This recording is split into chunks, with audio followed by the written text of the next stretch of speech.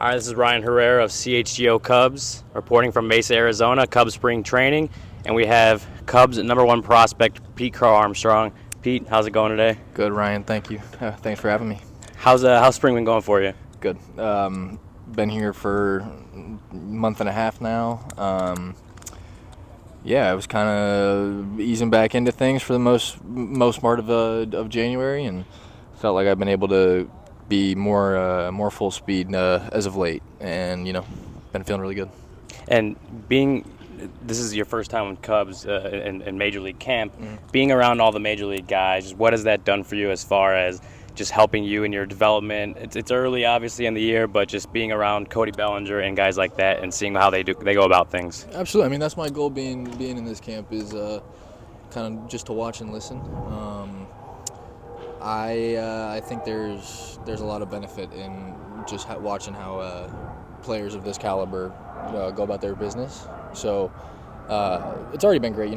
There's been a bunch of guys that have been here just about the entire time I have. Cody was literally here right after he signed. Nico's been here a lot. Nick's been here a lot. So getting to see how they work and do their thing has been very cool so far. And I want to specifically point out what you said about Nico Horner about a week ago, and just talking about how he kind of represents what Cubby baseball is. Why do you think that? When you look at Nico Horner, what do you see, and why does he kind of just represent Cubs baseball to you? He's obviously a wonderful player, but I think what he provides from a knowledge standpoint, and then how he plays the game, the energy he brings, he's got a great baseball IQ, and I think that guys, like himself, guys like myself even, who aren't off the charts with our power or whatever people want to say.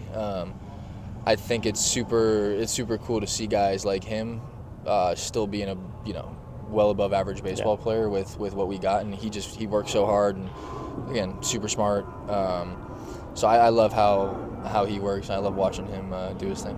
And I want to go back to the 2020 season, or the 2021 season. Obviously you were traded at the trade deadline from the Mets to the Cubs, but you were hurt at the time. What was the injury, surgery on your shoulder? What sort of happened, and what was the recovery like for you as, obviously starting your professional career? I mean, I got hurt pretty early on into that season. I didn't even get a weekend, but tore my labrum in my right shoulder, diving into third.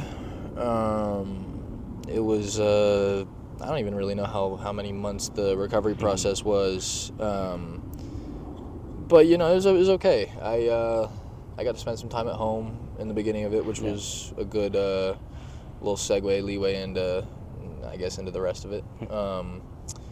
And I get traded, and coming here, it was a very easy transition. They made it easy on me, so I'm grateful for that, and I think that that set me on a good path being here in general. So shoulder feels good now. That's in the past. It's on the back burner. So it's all about health and blessings from here on out.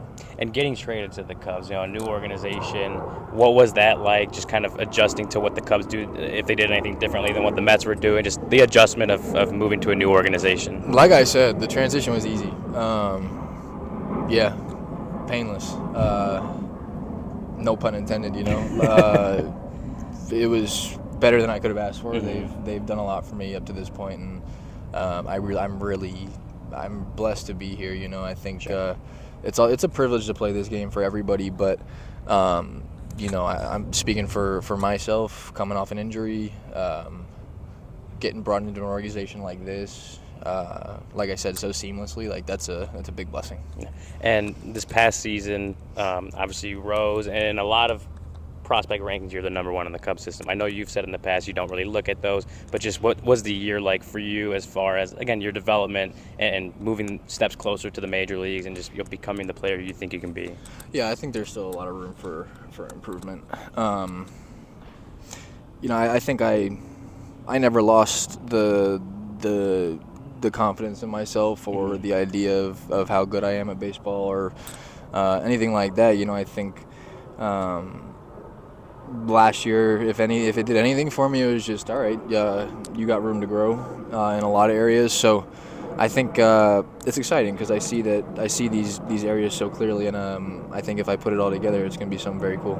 And now this year, Cubs spring training starting today. What are your goals for the rest of the spring training? What are you trying to get out of it in spring? And then obviously, what are your goals for the 2023 season? I don't know. I don't really think about my goals just yet. You know, it's important to go into the season and having those goals, but you know, if I come out of here with gained knowledge, that's a win for me, and I'm gonna apply that to what I do in the season. So that's kind of all I'm focused on right now is absorbing everything that I possibly can and applying it in some way. So you know, I know the areas that I want to get better in, and I think that's just my focus is focusing on what I have to improve on. So you're not worrying about when that call to Never. the big leagues is coming? No, I want to see the team that I'm on at the time winning. I want to see the big league team winning because that means that I'm going to be getting into something good, and you know, I have full confidence that I'll be up there whenever I'm supposed to be, and I have full confidence in the organization. So I'm in no rush, man. I love the guys I played with last year. I think that we all benefit from each other. So I'm excited to see how the season starts, and you know, wherever I end up, I end up. One more thing, what should Cubs fans expect from Pete Crow-Armstrong? Cubs fans, whenever that happens. Yeah, they're gonna get the same Pete that plays baseball now. You know, I'm excited to play for the Wrigley people. I've watched them longer than they're going to be watching me, you know. So it's an honor to play for them, and you know, I'll leave that up for interpretation. You know, but you know, they're going to get a lockdown center fielder. They're going to get a guy who makes things happen, and that guy is going to be playing on a field with a lot of guys who do the same sort of thing. So they're going to be seeing very good Cubby baseball in the next however long. Thanks, Pete, for joining us. Thank you. For CHGO Cubs, this is Ryan Herrera signing out. Thanks, man.